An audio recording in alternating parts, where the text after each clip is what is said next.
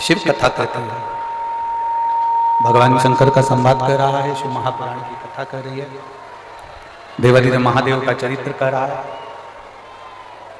अपने नगर में, अपने शहर में, अपने क्षेत्र में यदि भगवान देवादिदेव महादेव की कथा को श्रवण करने का सौभाग्य मिल जाए तो यह मानकर चलना कि भगवान शंकर स्वयं कैलाश छोड़कर, काशी छोड़कर आपकी रेवाड़ी में आकर निवास कर रहे हैं।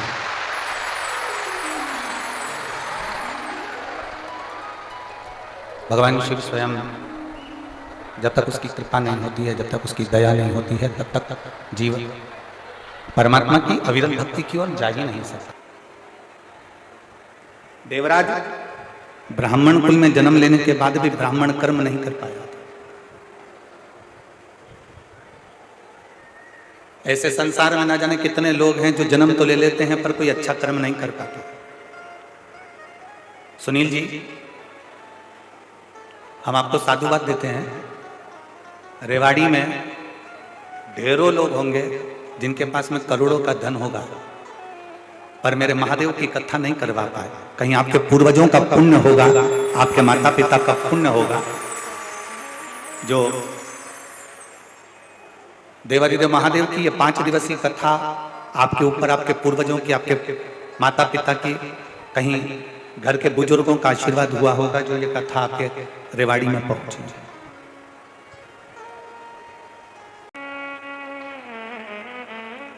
देवराज चोरी के धन को लेकर भगवान शिव के मंदिर में पहुंचा, भगवान शंकर के मंदिर में पहुंचा और चोरी के धन को लेकर देवराज जब भगवान शंकर के मंदिर में पहुंचता है, वो चोरी के धन को ले जाकर कहीं दूसरी जगह भी जा सकता था। चोरी के धन को लेकर वो कहीं और अन्य जगह पर भी जा सकता था, पर वो चोरी के धन को लेकर शंकर के मंदिर में पहुंचा, शिव के द्वार पहुंचा। मतलब ये पक्का है, ये निश्चित है, भूल से भी अगर कोई शंकर की चौखट तक गया है, भूल से भी अगर कोई शंकर के दरवाजे तक गया है तो ये मानकर चलना वो कितना बड़ा पापी क्यों ना हो, कितना बड़ा बेकार कर्म करने वाला भी हो, अगर वो शंकर की शरण गया है तो ये मानकर चलना कि वो शंकर का पूर्व का कोई जीव है जो शिव का हो, कैसा भी। इंद्राणी इंद्रदेव के पास जब जब बैठती हैं कोई ना कोई चर्चा करती है, पर केवल एक माता पार्वती ऐसी हैं जो भगवान शंकर के पास जब जब बैठती हैं व्यर्थ की चर्चा नहीं करती हैं, संपूर्ण विश्व के कल्याण की चर्चा करती हैं, संपूर्ण विश्व के।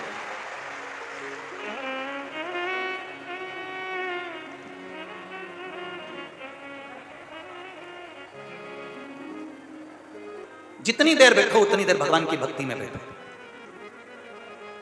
महापुराण की कथा कहती है, शंकर जी के मंदिर में जब एक लोटा जल लेकर जाओ ना अपने घर से, भगवान शंकर का जब एक लोटा जल तांबे के लोटे में जब पानी भरकर आप अपने घर से जब चले तो बाबा से घर से निकलते समय, मंदिर की सीढ़ी पर चढ़ते समय 2 बातों का स्मरण रखें। जितने लोग आस्था चैनल पर सुन रहे हैं, जितने फेसबुक यूट्यूब पर सुन रहे हैं, जितने मोबाइल पर सुन रहे हैं, जितने रेवाड़ी हरियाणा की पवित्र भूमि पर सुन रहे हैं, बड़े सावधानी से सुनिएगा। ये बात हमने किसी कथा में आज तक नहीं कही, आज रेवाड़ी की इस पवित्र भूमि पर यह बात कहना चाहते। 2 बातें हैं, एक मंदिर से चलो, घर से चलो तब एक बात कहना है, और मंदिर में, मंदिर की दहली पर, मंदिर की सीढ़ी पर, मंदिर की चौखट पर, मंदिर के अंदर प्रवेश करो तब एक बात कहना। 2 बातें।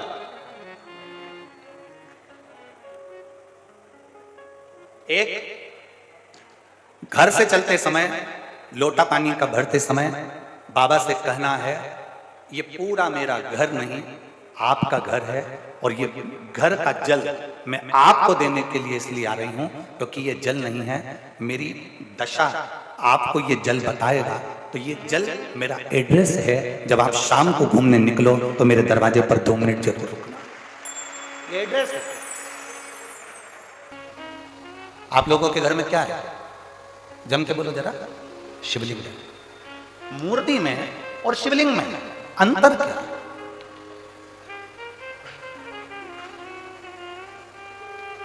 मूर्ति में और भगवान शंकर के शिवलिंग में अंतर क्या है? सबसे पहला अंतर तो आप अगर देखेंगे तो रावण का चरित्र उठाकर देखिए कि शिवजी में और शिवलिंग में क्या अंतर है। रावण भगवान शंकर के कैलाश धाम को शंकर जी के समेत उठा लेता है। लंकाधिपति रावण, लंकाधिपति लंकेश, शंकर भगवान को कैलाश पर भगवान शिव बैठे हैं और रावण भगवान शंकर को कैलाश के समेत शंकर भगवान को उठा लेता है। बोलो उठाता है कि नहीं उठाता? जम के बोलो जरा, उठाता है ना?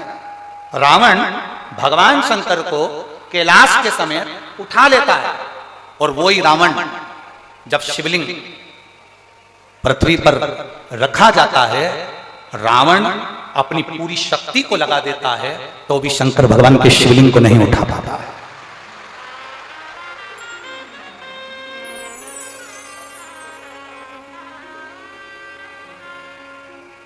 शिवलिंग नहीं उठा पाया, भगवान शंकर के शिवलिंग को नहीं उठा पा रहा, भगवान शंकर के शिवलिंग को नहीं उठा पाया। रावण शिव को उठा लिया, रावण ने कैलाश पर्वत को उठा लिया, पर रावण शिवलिंग को नहीं उठा पाता। आखिरी में लंकाधिपति रावण हार जाता है और शिवलिंग वहीं पर छोड़कर लंका चले जाता है और वो शिवलिंग वैद्यनाथ जी के रूप में पूजा जाता है।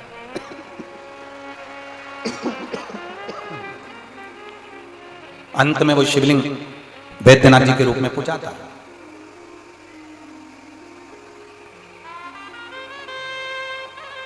नहीं उठा वो शिवलिंग, उठ नहीं पाया वो शिवलिंग। क्यों? शिव महापुराण की कथा कहती है शंकर जी के स्वरूप में केवल शंकर जी हैं, केवल शंकर जी।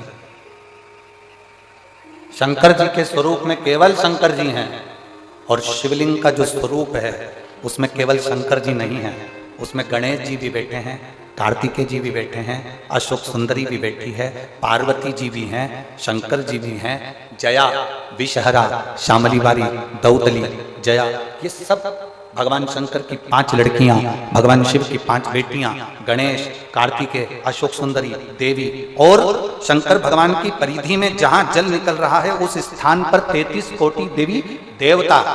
शंकर जी के स्वरूप में केवल शंकर अकेले हैं, पर शंकर जी के शिवलिंग में 33 कोटि देवी देवताओं का बल होता है, इसलिए उठ नहीं पाता।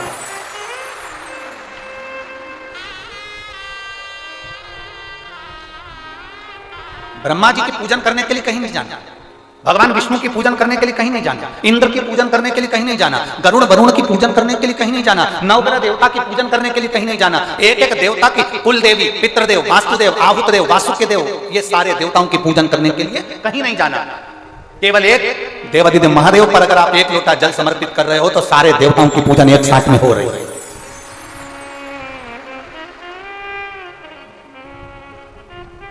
शिव को उठाना सरल है पर शिवलिंग को उठाना कठिन। और दूसरा प्रसंग आया, आप लोग वृंदावन के नजदीक में रहते हैं, ब्रज की भूमि के करीब में है रेवाड़ी, गोवर्धन बाबा के नजदीक में आप निवास करते हैं।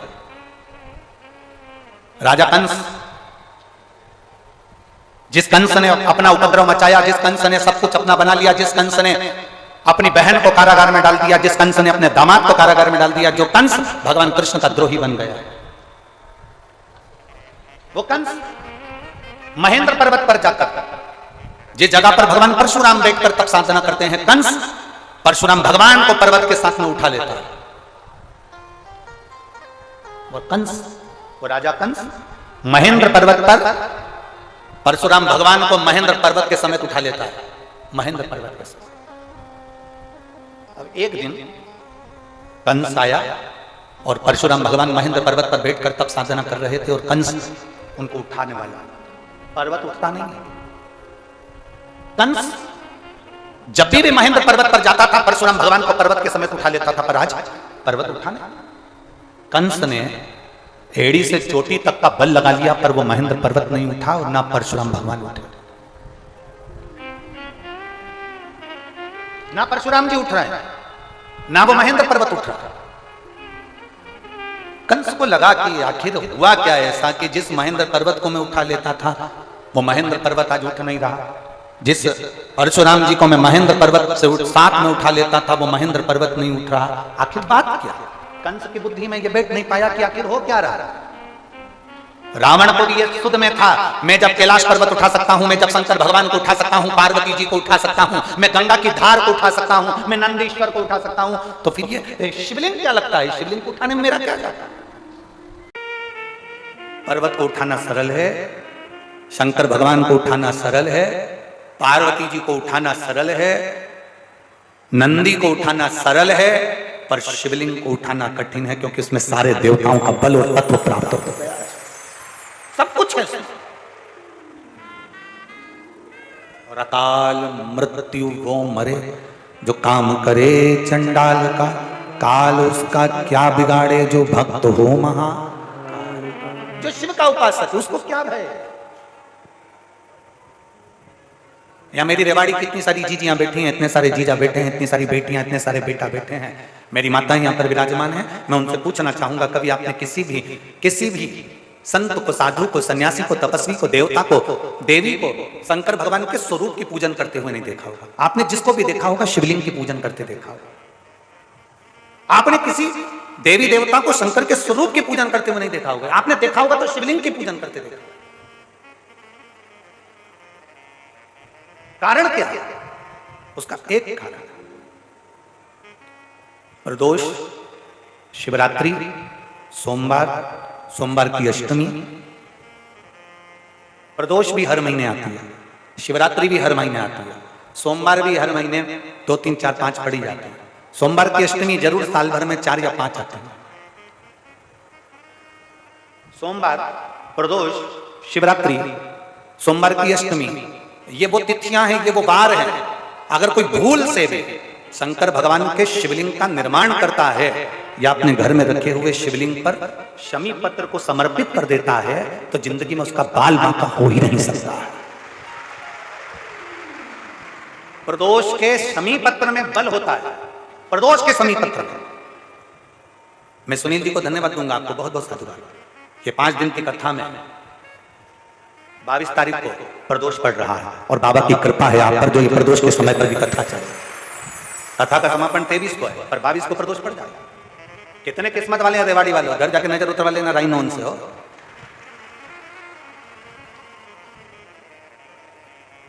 शिव की कृपा कितनी है आप पर, जरा विचार करिए। ओगरदानी, त्रिकालदर्शी, कैलाशी, विनाशी भगवान शिव जो संपूर्ण विश्व का कल्याण करने वाले हैं। जितना शिव में, उससे 1000 गुना शिवलिंग में बल की प्राप्ति होती है।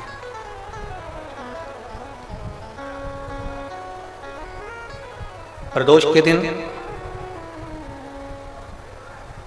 यदि आपको कहीं से शमी पत्र मिल जाए,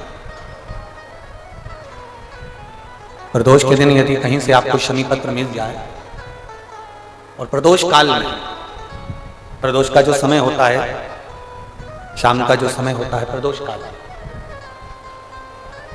4 प्रदोष, 5 प्रदोष आप कर देखिएगा कि आपका कोई काम है, कोई नौकरी के लिए आप अप्लाई कर रहे हैं, कोई समस्या बड़ी विकट आ गई है, कोई तकलीफ, बड़ा गला पकड़ रहा है बेटा, कोई तकलीफ विकट आ गई है, कोई समस्या विकट आ गई है, प्रदोष के प्रदोष काल में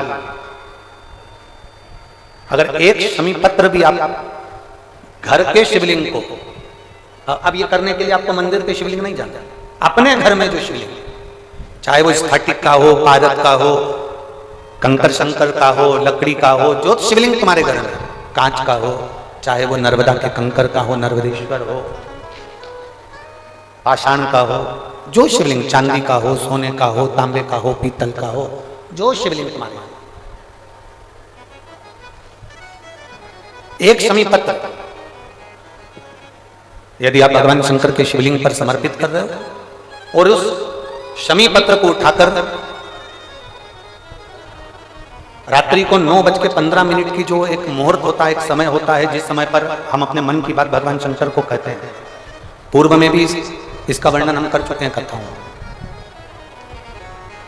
उस 9:15 पर वो शमी पत्र को उठाकर एक कागज में, एक कटोरी में उसको रखते थे। 4 या 5 प्रदोष के उस शमी पत्र को अपने पास में रखिए और जिस कार्य के लिए जा रहे हो उसको जेब में ऊपर के भाग में उसको रखकर लेकर जाइए, आपका वो कार्य सफल होकर ही रहेगा, वो रुक नहीं सकता। शमी पत्र में इतना बल होता है, प्रदोष का जो शमी पत्र होता है वो बड़ा बलवान होता है, बड़ा शिव तत्व का। जो शंकर भगवान के स्वरूप में जो बल है उससे 1000 गुना ज्यादा बल शिवलिंग में है। कंस महेंद्र पर्वत को परशुराम जी के साथ में उठा लेता है, और वही परशुराम भगवान जब उस महेंद्र पर्वत पर बैठकर एक दिन भगवान शंकर की शिवलिंग की आराधना कर रहे होते हैं, भगवान शंकर के शिवलिंग का पूजन कर रहे होते हैं, भगवान शंकर के शिवलिंग की आराधना कर रहे होते हैं, तब कंस उस महेंद्र पर्वत को उठा नहीं पाता।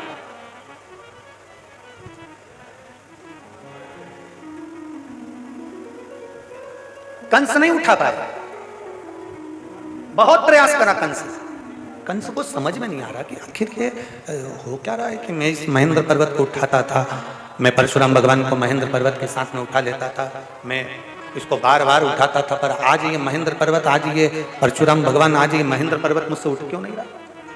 कंस की चित्तवृत्ति में ये बात नहीं देख पा रहे।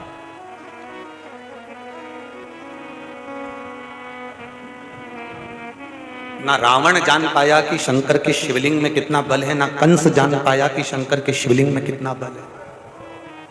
और कई संसार के ऐसे लोग हैं जो भगवान शंकर के शिवलिंग के बल को नहीं जान पाते, जो शंकर भगवान के शिवलिंग के जल पर, शंकर जी पे चढ़े हुए 1 लोटे जल को जो पहचान गया, शिव जी पे चढ़ी हुई एक बेलपत्री को खाने से क्या क्या फल मिल सकता है, जल पीने से क्या मिल सकता है, उस जल को केवल अपने दरवाजे पर छींटने से क्या बल मिल सकता है, शमी पत्र का क्या बल हो सकता है, जो जान गया वो अपने जीवन में आनंद की अनुभूति करता है। कारण क्या है? क्या हुआ ऐसा कि ये पर्वत नहीं उठ रहा है? क्या हुआ ऐसा कि ये पर्वत नहीं उठ पा रहा? हुआ क्या? कंस ने ध्यान लगाकर पर्वत के ऊपर चढ़कर देखा तो कंस को समझ में आया कि परशुराम भगवान जब अकेले बैठते थे तो मैं महेंद्र पर्वत को उठा लेता था, परशुराम भगवान जब बैठते थे तो मैं पर्वत को उठा लेता था, उठा लेता। एलईडी चालू करवाइए, एलईडी वाले, पीछे की एलईडियां बंद हैं, पीछे की एलईडियां चालू करिए। कंस ने देखा कि महेंद्र पर्वत जब परशुराम भगवान बैठते थे मैं उठा लेता था, और कंस को लगा कि आज यह पर्वत क्यों नहीं उठ रहा है, क्यों नहीं। तब कंस ने देखा कि उस महेंद्र पर्वत के ऊपर परशुराम भगवान शंकर भगवान की शिवलिंग का निर्माण कर कर उसका पूजन कर रहे हैं, उसकी आराधना कर रहे हैं, उसकी अर्चना कर रहे हैं। तब कंस समझ गए कि यह पर्वत अब उठने वाला नहीं, अब नहीं उठ सकता। जितना बल भगवान शंकर के स्वरूप में नहीं, उससे 1000 गुना ज्यादा बल शंकर भगवान के उस शिवलिंग में होता। उस शिवलिंग उठा नहीं, वो शिवलिंग उठाई, महेंद्र पर्वत उठाई।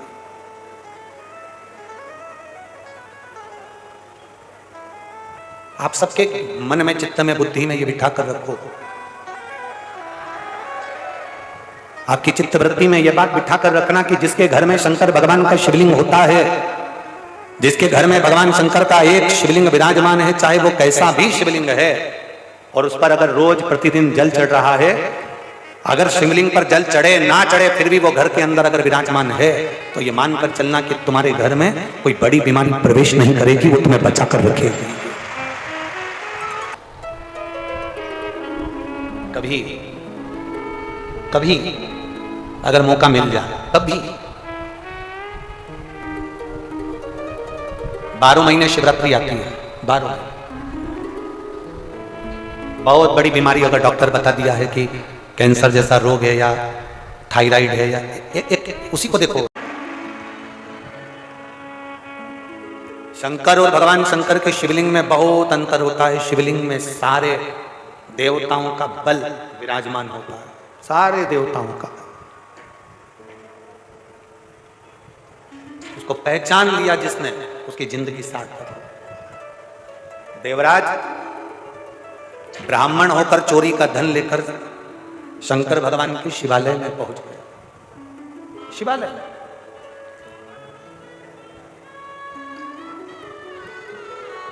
उस देवराज को नहीं मालूम कि शिवालय का बल कितना है।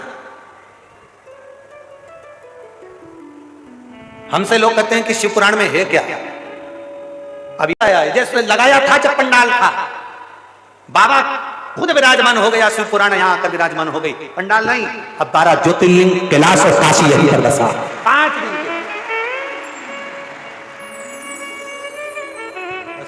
उस भक्ति को अपने को धारण करना। देवराज भले चोर था, भटकता रहा, आखिरी में देवराज शंकर जी के मंदिर में चोरी का सामान लेकर पहुंच गया। चोरी का सामान लेकर देवराज मंदिर में पहुंचा, शिव पुराण की कथा हो रही थी, कानों में 2 क्षण की कथा पहुंच गई। 2 क्षण की कथा कानों में, देवराज जान नहीं पाया, चोरी का धन लेकर पहुंच गया। 1 क्षण का प्रवचन उसके कानों में पड़ गया, बाहर निकल गया, सिर दर्द हो रहा था, शरीर में ताप पड़ रहा था। बेलपत्री के वृक्ष के नीचे जैसे ही पहुंचा तो उसके प्राण छूट गए। उसको नहीं मालूम कि बेलपत्री के पेड़ के नीचे प्राण छूटना किसको कहते हैं।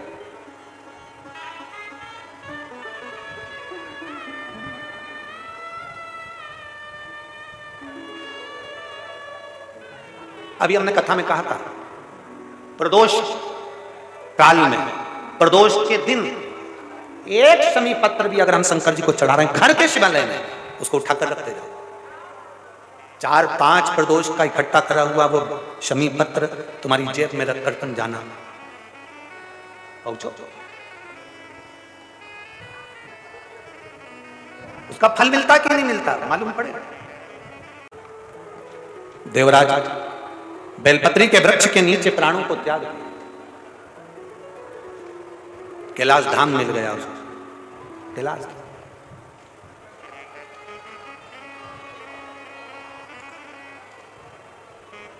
उसकी माता 1 लोटा जल समर्पित करती थी, जिसका फल यह मिलता है कि देवराज को मरने के बाद कैलाश धाम मिलता। 1 लोटा जल का फल ही है।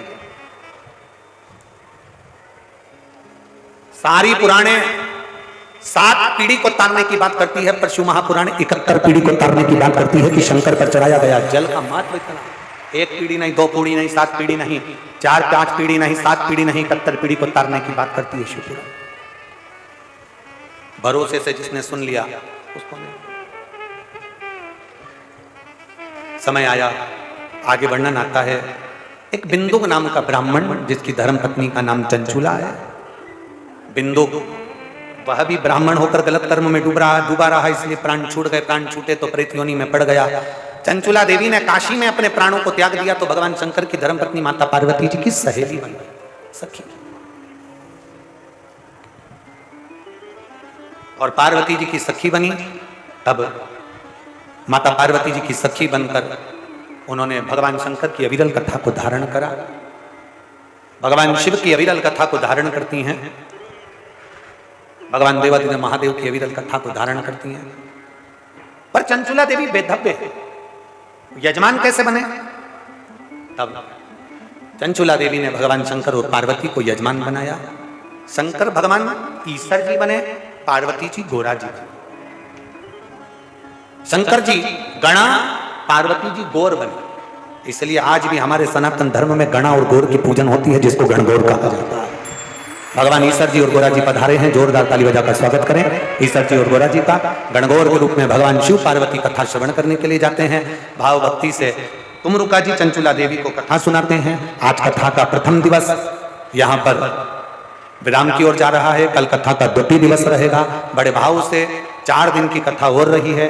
दिल से, हृदय से श्रवण करें और अपने जीवन को सार्थक बनाएं। अपने आनंद को आनंदित में भाव में भगवान शंकर को डुबाएं और अपने जीवन को सार्थक बनाने का प्रयास करें। हर हर महादेव। साउंड वाले भैया